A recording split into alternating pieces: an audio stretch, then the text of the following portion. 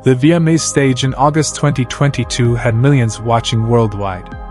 And there she was, Doechii, a name most people had never heard 6 months ago, now nominated alongside Nicki Minaj and Glorilla for Best Hip Hop Video. Her song, Persuasive, is everywhere. TikTok couldn't get enough. Radio stations are scrambling to add her to rotation. Fashion brands are calling. The girl who couldn't afford studio time 2 years ago is now sitting in the same room as Beyoncé. But here's what they don't show you on that red carpet. Here's what the cameras miss. Just 3 years earlier, this same woman was sleeping on friends' couches in Tampa, Florida, working dead-end jobs, and watching her music dreams slip through her fingers like sand. Record labels had rejected her. Producers wouldn't return her calls. Her own family questioned if she was wasting her life. So how does someone go from complete obscurity to becoming one of the most electrifying new voices in hip-hop? How does a girl with nothing, no connections, no money, no industry cosigns, force the entire music world to pay attention? This isn't just another success story. This is about obsession, desperation, and the kind of hunger that refuses to die no matter how many times life tries to kill it. Let's go back. Way back. Before the fame. Before the VMAs. Before anyone knew the name Doechii. Tampa, Florida. 2018. Her real name is Jayla Hickman, and she's 23 years old, broke, and running out of options. She's been chasing this music dream since she was a teenager, writing rhymes in notebooks, recording on cheap equipment, and posting songs online that maybe got a few hundred plays if she was lucky. And now, years later, she's still exactly where she started. Nowhere. The rejection is suffocating. Every door she knocks on slams shut. Local producers in Tampa won't work with her because she can't afford their rates. She reaches out to labels, big ones, small ones, independent ones, and gets either flat rejections or, worse, complete silence. The kind of silence that makes you question everything. Am I good enough? Am I delusional? Should I just quit? Her bank account is a joke. Some months she's choosing between studio time and food. She's bouncing between friends' apartments, sleeping on couches, trying to maintain some dignity while her life feels like it's falling apart.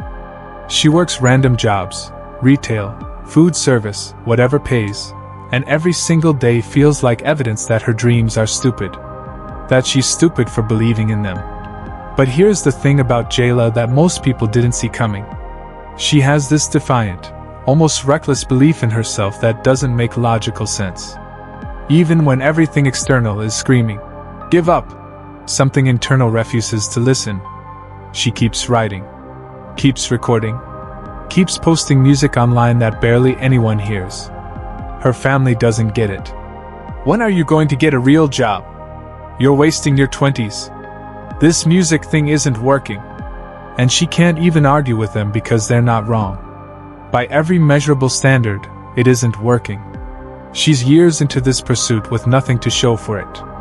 Tampa's local music scene knows her, but only barely. She's that girl who shows up to open mics, who's always trying to network, always asking if someone can help her get studio time.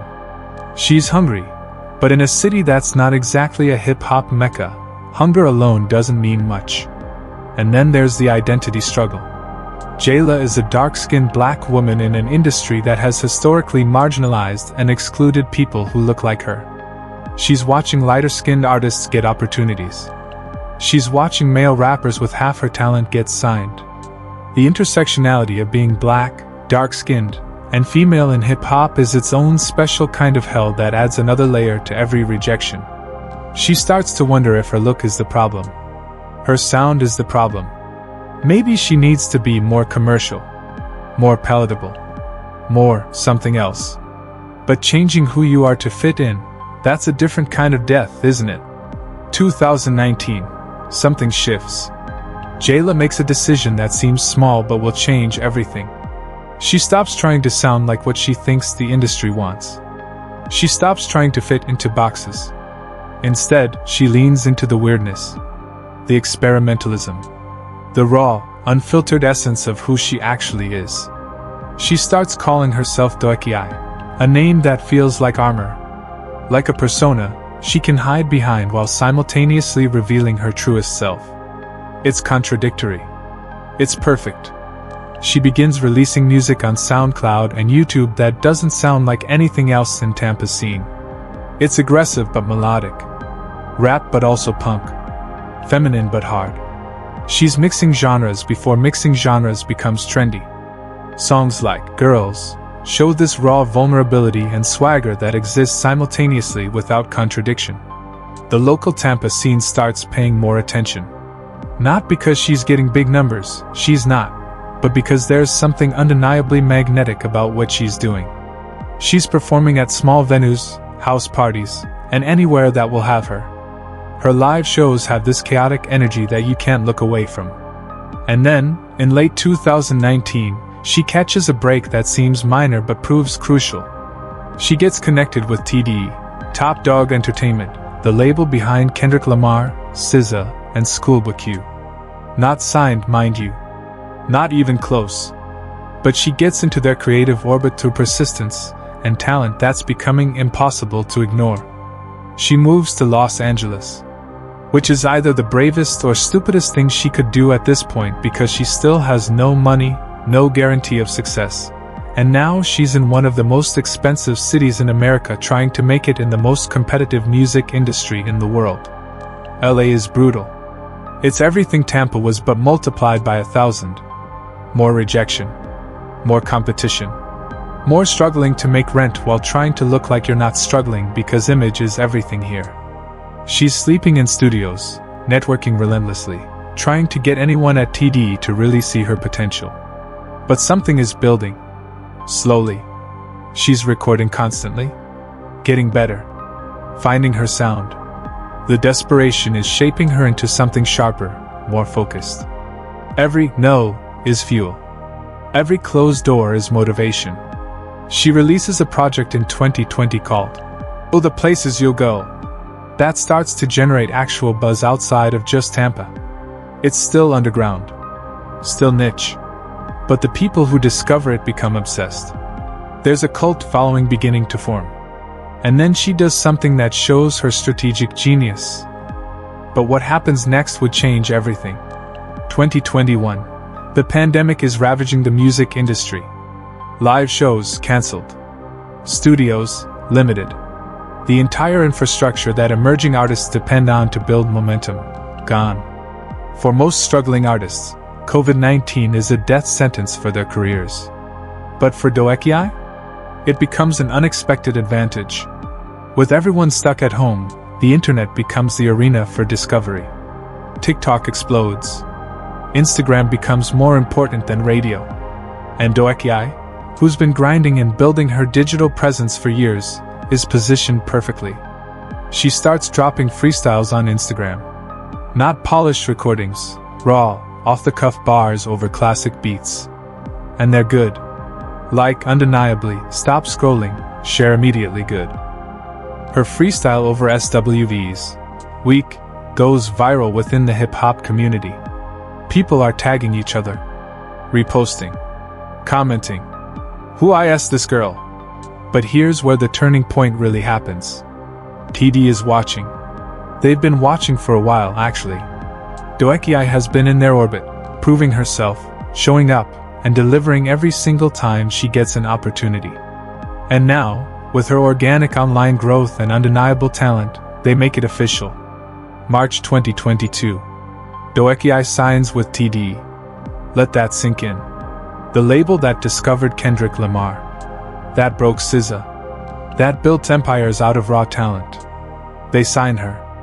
But here's what most people don't realize about record deals. They're both a blessing and a test. Yes, you have resources now. Yes, you have industry muscle behind you. But you also have expectations. Pressure. The clock starts ticking immediately. The label invested in you, and now you have to deliver. And if you don't, you become another cautionary tale about wasted potential. Doechii is acutely aware of this. She knows this is her shot. Her only shot, really. There are no more second chances after this. If she fails with TDE backing her, she fails publicly and permanently. The pressure would crush most people. But remember, this is someone who survived years of rejection, poverty, and doubt. This is someone who's been preparing for this moment her entire life without even knowing it. TDE gives her resources, yes, but they also give her something more valuable: freedom. They don't try to change her. Don't try to make her more commercial or palatable. They recognize that her weirdness, her genre-bending style, and her uncompromising vision, that's the asset. That's what makes her special. So she gets to work. And by gets to work, I mean she becomes possessed. Obsessed. She's in the studio constantly, writing, recording, and experimenting. She's building visuals, planning rollouts, studying what makes content go viral. She's treating this like a PhD program and becoming undeniable. April 2022. She releases Crazy, and the internet loses its mind. Crazy isn't just a song. It's a cultural moment waiting to happen. The production is hypnotic, this minimalist, bass-heavy beat that feels like it's vibrating in your chest. But it's Doechii's performance that makes it transcendent. She's rapping, singing, switching flows, and channeling different energies.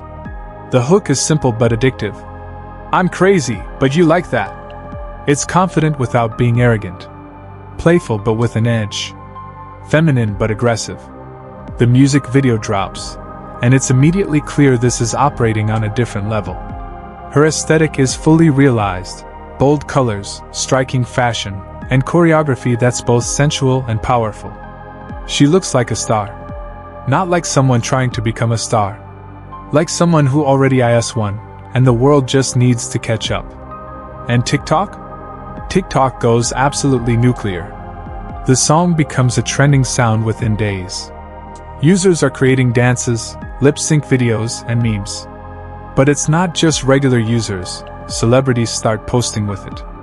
Influencers with millions of followers. The algorithm gods smile upon Doechii, and suddenly, Crazy is everywhere. Within weeks, it has millions of streams. The comment sections are filled with variations of the same sentiment. Who is this? Why am I just discovering her? This is about to be everywhere. But Doechii doesn't rest. She can't. She knows virality is fleeting. You have to capitalize immediately, or it evaporates. So while Crazy is still climbing, she's already planning the next move. June 2022. Persuasive drops. If Crazy introduced Doechii to the mainstream, Persuasive cements her as a force. The song is a masterclass in commercial appeal without sacrificing artistry. It's got that bounce, that groove that makes you move involuntarily. The melody is infectious. The production, courtesy of some of the best in the game, is pristine. And the strategy behind it is brilliant. Doechii positions Persuasive for summer. Pool parties, cookouts, car rides with the windows down. The song becomes synonymous with good vibes, with confidence, and with that carefree energy everyone craves. Radio programmers, who may be slept on, Crazy, can't ignore Persuasive. It starts getting spins. Real ones. Not just late-night slots but prime rotation. Urban radio. Rhythmic radio. Crossover stations start testing it. The streaming numbers are explosive.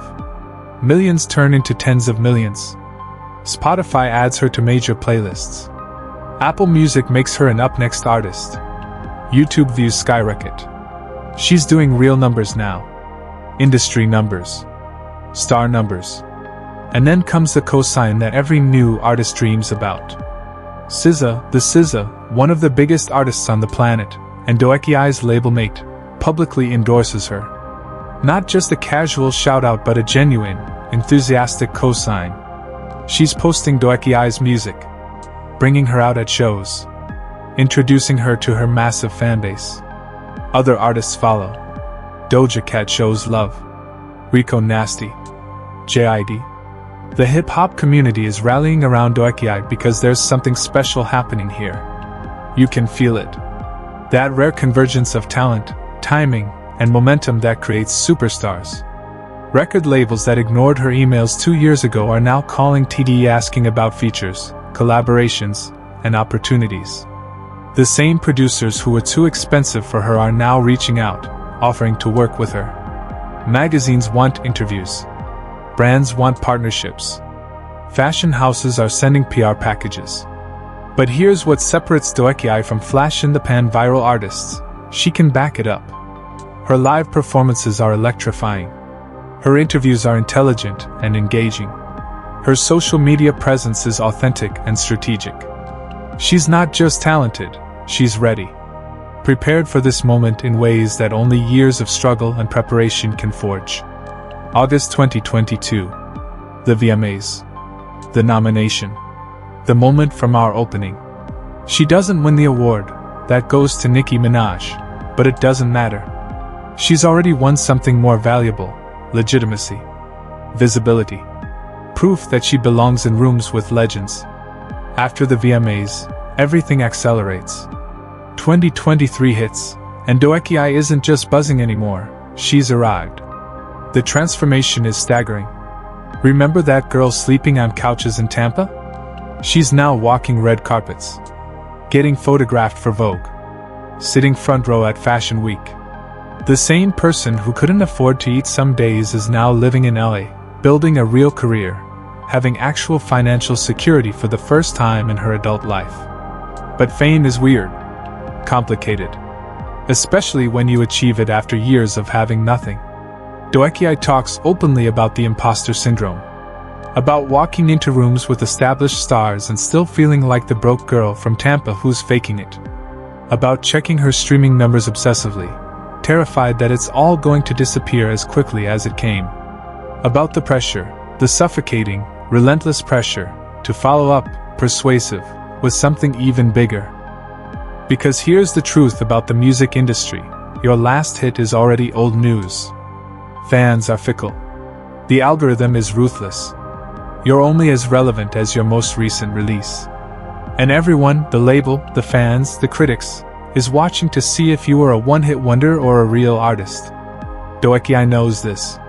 So she does what she's always done, works harder than everyone else. She spends 2023 refining her craft. She's in the studio constantly, experimenting with sounds, pushing herself creatively. She's not trying to recreate, persuasive, she's trying to evolve past it. To show range, depth, longevity. She starts opening for major artists on tour. And this is where she separates herself. Some artists have hits but can't perform. Their live shows are disappointing and disjointed. Not Doechii. Her performances are events. She commands stages like someone who's been headlining arenas for years. The energy is explosive.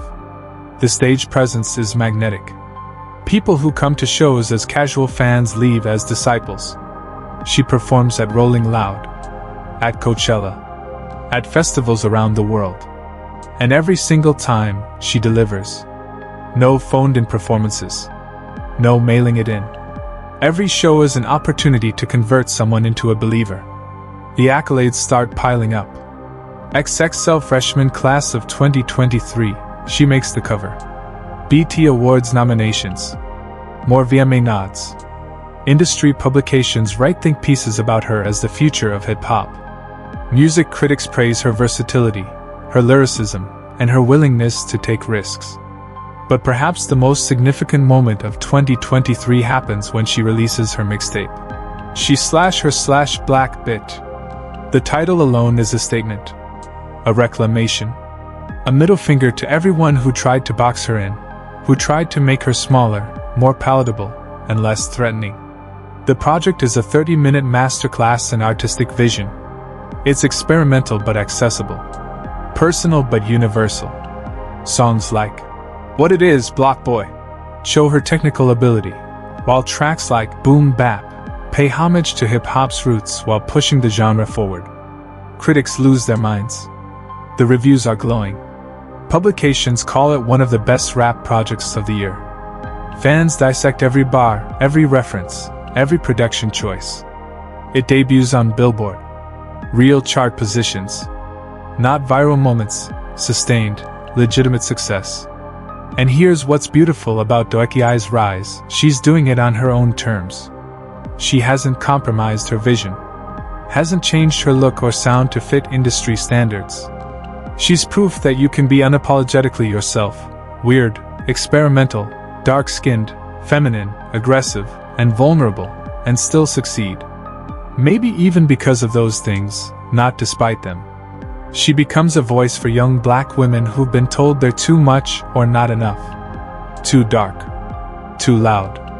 Too weird. Too different. She's showing them you don't have to shrink. You don't have to perform palatability. You can be exactly who you are and force the world to make space for you. The industry is taking notice in ways that matter. She's getting real collaboration offers now. Not exploitative features but genuine artistic partnerships. She works with veterans who respect her craft. Up-and-coming artists who see her as a peer. Brand partnerships start coming through, but she's selective. She's watching artists like SZA and Kendrick who've maintained artistic integrity while building empires. She knows selling out is easy. Staying true to yourself while succeeding? That's the real challenge. Her social media becomes a masterclass in artist engagement. She's funny, authentic, and doesn't take herself too seriously but also doesn't play small. She interacts with fans, shares her creative process, and gives glimpses into her life without oversharing. She understands parasocial relationships better than artists twice her age. But let's talk about what fame costs. Because it's not free. It's never free. Doechii is public about her mental health struggles. The anxiety. The depression that still creeps in despite the success. Or maybe because of it. Therapy becomes non-negotiable. She talks about it openly, demystifying it, making it okay for her young black fans to seek help too. Relationships change. Some friends from Tampa can't handle her success. Others reveal themselves to be opportunistic. Family dynamics get complicated when suddenly you're the one with money and everyone has needs. The isolation of fame is real. She's surrounded by more people than ever but truly known by fewer. Dating becomes a minefield. Is someone interested in her or in Doechii the brand? How do you trust anyone when your name recognition becomes a factor in every interaction? She's vocal about the difficulty of maintaining any normalcy in romantic relationships when your life is public consumption. There's also the exhaustion, the travel, the constant demand for content, the relentless pressure to stay relevant. Social media never sleeps, and fans expect constant engagement. The industry expects constant productivity. When do you rest? When do you just exist as a human being without performing? And then there's the scrutiny. Everything she does is analyzed. Every outfit, every lyric, every social media post. She makes one misstep and it's headlines. Articles. Think pieces about whether she's falling off or getting too big for her britches. But here's what's remarkable about Doechii. She's navigating all of this with unusual grace and self-awareness. She knows who she was before fame, and she's fighting to keep that person intact. She surrounds herself with people who knew her as Jayla, not just Doechii. She goes back to Tampa regularly, not for publicity but to remember where she came from. 2024 arrives, and she's no longer an emerging artist. She is an artist. Established. Respected. Influential. She starts mentoring younger artists. Giving them the game. Warning them about pitfalls. Offering genuine support without the competition and territorial behavior that plagues the industry. She remembers every person who helped her when she had nothing, and she's determined to be that person for someone else. Her music continues evolving. She's experimenting with sounds that reflect her growth. More introspective tracks. More vulnerable moments. She's not afraid to show the messy, complicated parts of success. Songs about anxiety. About exhaustion. About the cost of dreams. But she's also making bangers. Because duality is her superpower. She can give you club anthems and therapy sessions in the same project. She can be the life of the party, and the voice in your head at 3 a.m. That range is what will sustain her career long after the viral moments fade. Let's zoom out for a second and look at what Doechii represents in the larger landscape of hip-hop. She's part of a new generation of women in rap who are obliterating the old rules. The industry used to say there could only be one successful woman rapper at a time, as if there's only one chair at the table. Doechii, along with artists like Glorilla, Ice Spice, Latto, and others, is proving that's bullshit. There's space for all of them. Different styles, different sounds, different audiences. But Doechii specifically represents something even more significant: the complete rejection of respectability politics. She's not trying to be palatable to mainstream white audiences. She's not code switching or dimming her light. She's aggressively, unapologetically black. Proudly dark-skinned in an industry that has historically favored lighter-skinned black women. Openly queer in a genre that's been historically homophobic. She's showing young black girls that you don't have to wait for permission. You don't have to be chosen by gatekeepers. You can build your own platform, cultivate your own audience, and force the industry to acknowledge you. Her come-up story is being studied by aspiring artists everywhere. The blueprint is clear: develop undeniable talent, build an authentic online presence, stay true to your vision, work harder than everyone else, and when opportunity comes, deliver. Music industry executives are watching her closely. She's proof that the old model is dying. You don't need a radio first anymore. You don't need a major label advance up front. You need talent, strategy, and the ability to connect directly with fans. Doechii built her foundation independently, and by the time TD signed her, she had leverage. She wasn't desperate, she was ready. And the cultural impact extends beyond music. Fashion brands are taking notice of her aesthetic. Her bold, experimental style is influencing trends. She's becoming a muse for designers who appreciate her willingness to take risks. She's on best-dressed lists, being invited to exclusive fashion events, building that crossover appeal that transcends hip-hop. So where is Doechii right now, in late 2025? She's in the studio working on her official debut album. Not a mixtape. Not an EP. The album. The one that will define whether she's a generational talent or just a moment. And she knows it. The pressure is immense, but she's channeling it into the work. Early snippets she's shared suggest she's going even more experimental, more vulnerable, more willing to take risks that could alienate casual fans but cement her legacy with true hip-hop heads. She's not playing it safe, which is either brilliant or potentially self-destructive. Time will tell. She's headlining her own tour now. Not opening anymore. Her name is the draw. Venues are selling out. Fans are camping out for tickets. She's building the live show into a full production, not just her and a DJ but a real experience. Dancers, lighting design, visual elements.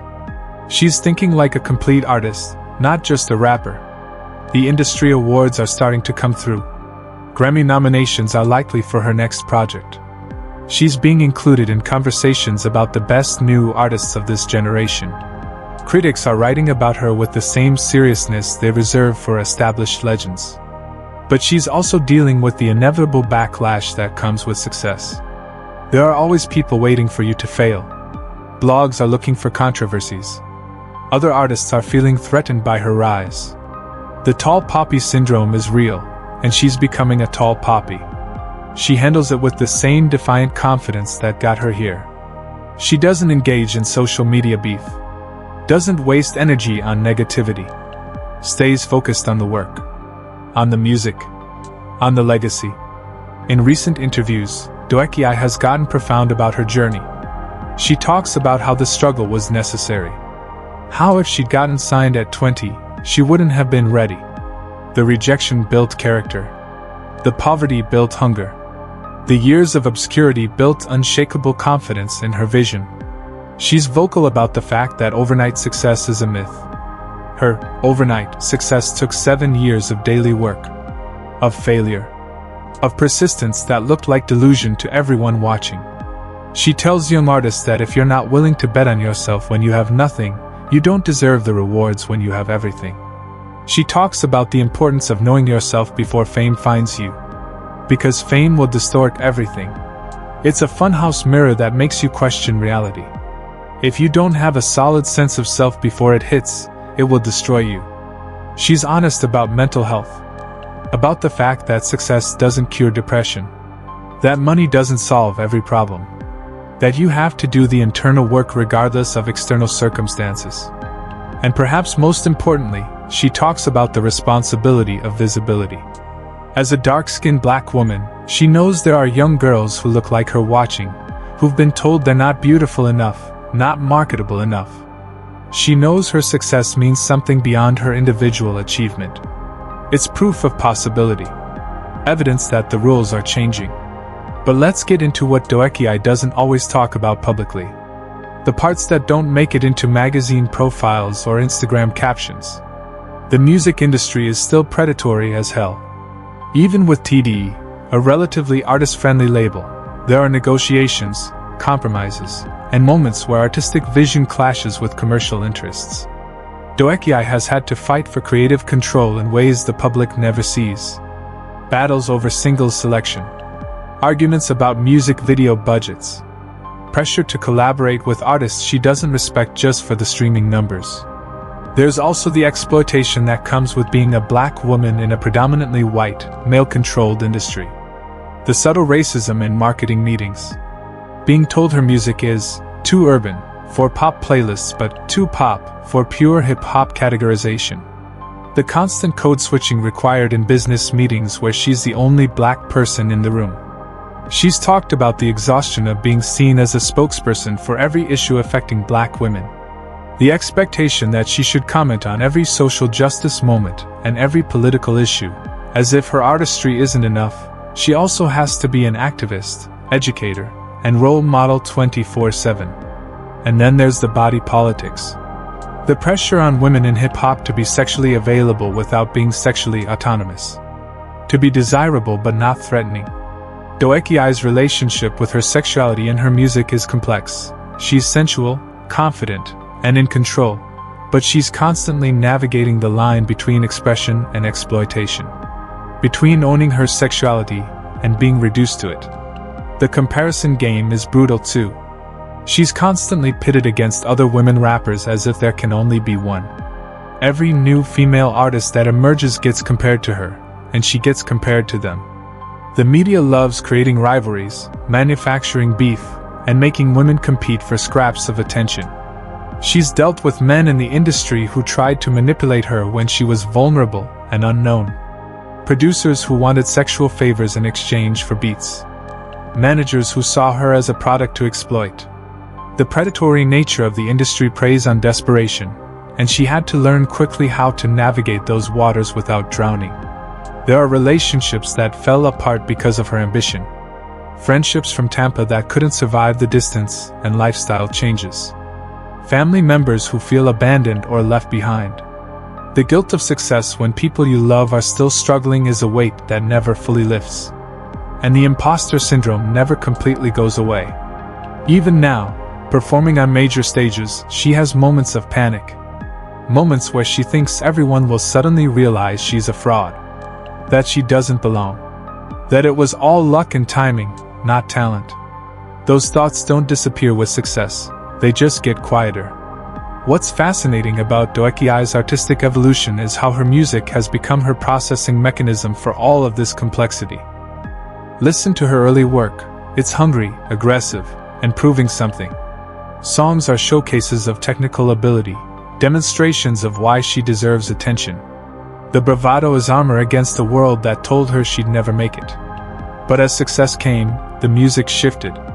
Became more introspective. More willing to show cracks in the armor. Tracks like Denial is a River showcase vulnerability that earlier Doechii might have seen as weakness. She's rapping about therapy. About family dysfunction. About the cost of ambition. Her writing has gotten more nuanced. Less focused on punchlines and more interested in storytelling. She's painting pictures of her childhood in Tampa. Of her mother's struggles. Of watching poverty destroy dreams around her. of survivor's guilt for making it out when so many talented people she knew didn't. The production choices are getting more adventurous too.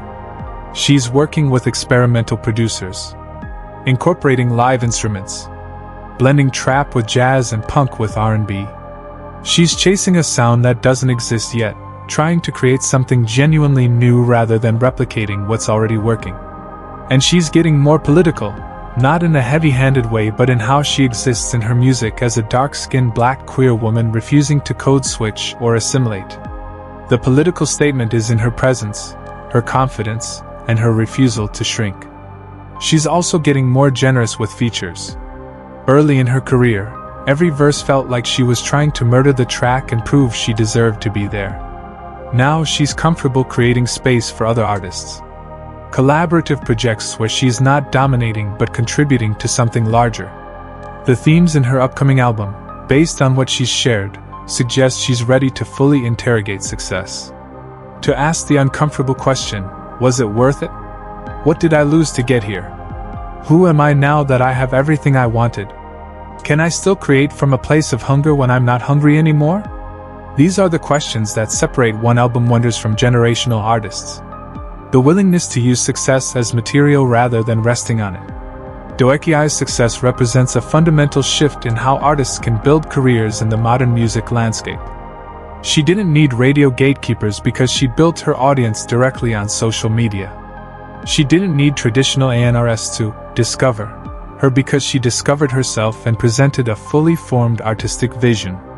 By the time TD signed her, she wasn't a raw talent to be molded, she was a brand to be amplified. This terrifies the old guard. For decades, labels controlled access. They decided who got opportunities, who got marketing budgets, and who became stars. Artists were dependent on their machinery. But Doechii proved you can build the foundation independently and come to labels with leverage. She's also representing the death of the crossover model. Previous generations of black artists were told they needed to make music that appealed to white mainstream audiences to achieve real success. Doechii hasn't done that. Her music is unapologetically black, rooted in hip-hop culture, and yet she's achieving mainstream success anyway. The culture is coming to her, she's not chasing it. The way she uses social media is particularly instructive. She's not just posting promotional content. She's giving fans access to her personality, her humor, and her creative process. She's building parasocial relationships intentionally, making fans feel invested in her success because they've been part of the journey. And she's mastering the visual element in ways previous generations didn't have to. Every video, every photo shoot, and every public appearance is carefully curated to reinforce her brand. She understands that in the TikTok era, you're not just a musician, you're a content creator, fashion icon, personality, and brand simultaneously. But perhaps most significantly, she's proving that artistic integrity and commercial success aren't mutually exclusive. You don't have to compromise your vision to sell records. You don't have to dumb down your music to reach wider audiences. If the art is good enough and the marketing is smart enough, people will come to you. Here's what keeps Doechii up at night: relevance. She knows how quickly the industry moves. How artists go from everywhere to nowhere in months. She watches legends struggle to maintain cultural relevance. Sees one-hit wonders become punchlines. She's terrified of becoming a nostalgia act at 30, of being that girl who made Persuasive in 10 years. This fear drives her creative restlessness. She can't just repeat what works. She has to evolve, experiment, and risk alienating current fans to find new ones. It's a tightrope walk between accessibility and artistry, between giving people what they want and showing them what they didn't know they needed. The pressure of the debut album is immense. Mixtapes and EPs are practice. Albums are statements. This is where she cements her legacy or reveals herself as overhyped. Every song selection matters. Every production choice. Every feature. It's the difference between being remembered and being forgotten. She's also aware of the physical toll. The touring, the late nights, the constant travel, it's unsustainable long-term. She's watching older artists deal with burnout, vocal damage, and mental health crises. She knows she needs to pace herself, but the industry doesn't reward pacing. It rewards constant output and constant visibility. And there's the question of what comes after music. She's too smart to think she can rap forever. She's exploring acting opportunities, fashion collaborations, and potential business ventures. Building an empire rather than just a catalog. Thinking like Jay-Z and Rihanna, not like artists who peaked at 25 and faded by 30. The dating situation remains complicated. Being increasingly famous makes genuine connection nearly impossible. Everyone wants access. Everyone has an angle. The vulnerability required for real relationships feels like a luxury she can't afford when everything about her life is public consumption. She worries about her family in Tampa. About whether she's helping them enough or enabling dysfunction. About the power dynamics that wealth creates in familial relationships. About whether she can ever go home again or if she's permanently separated from the people who knew her before.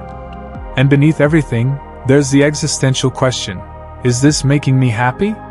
Because success was supposed to solve everything. Being famous was supposed to feel different than this. Having money was supposed to eliminate stress.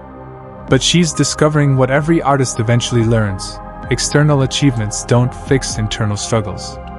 You bring yourself with you wherever you go. But let's also talk about the beautiful moments. The ones that make it all worth it. Like the time she performed in Tampa and saw her old teachers in the audience crying. The people who knew her as Jayla, who watched her struggle, are now witnessing her success. The validation of proving everyone wrong, not out of spite but out of truth. Or the messages she gets from young black girls who say her music saved their lives.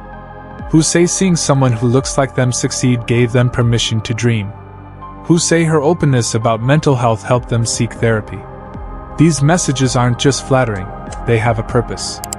Evidence that her suffering wasn't meaningless. There's the moment SZA brought her on stage and introduced her as the future.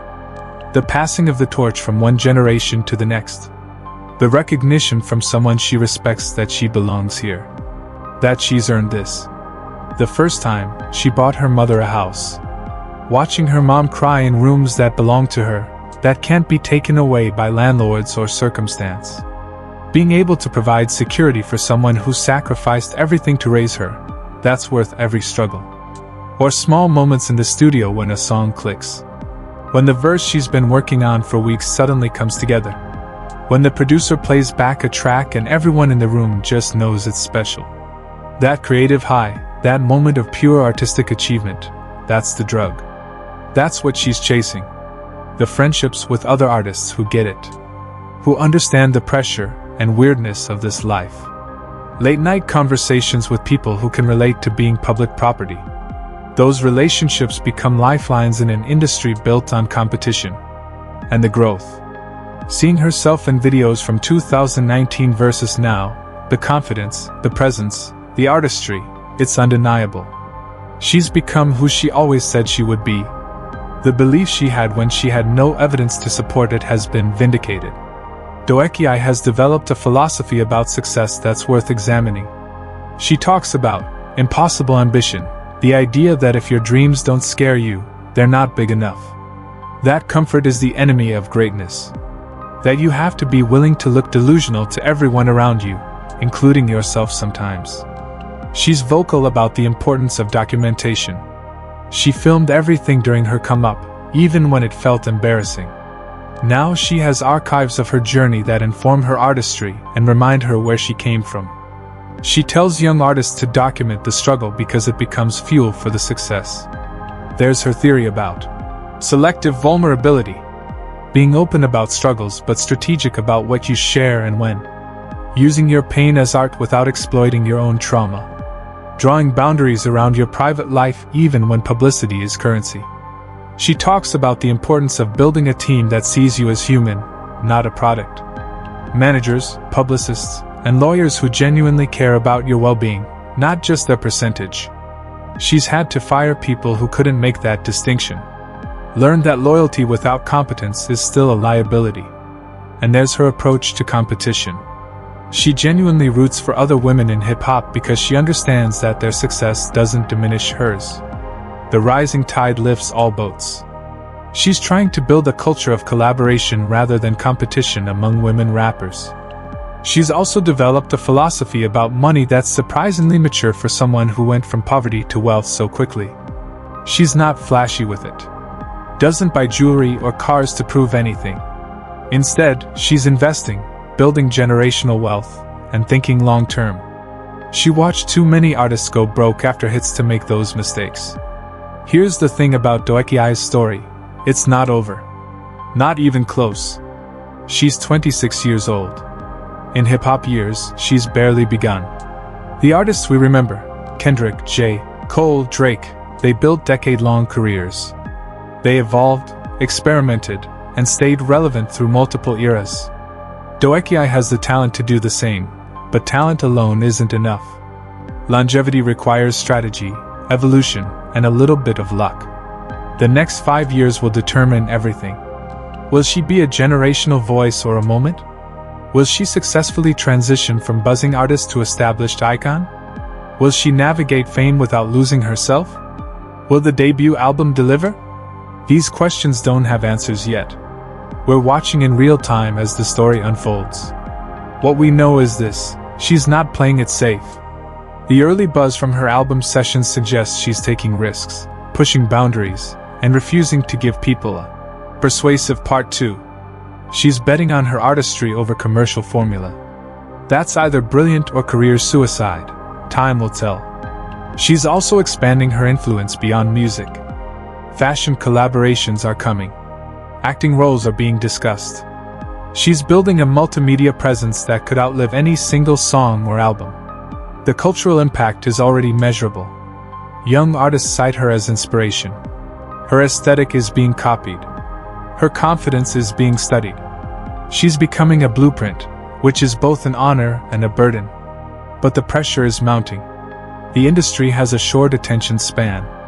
Fans are impatient. One wrong move, one underwhelming project, and the narrative shifts from next big thing to remember when.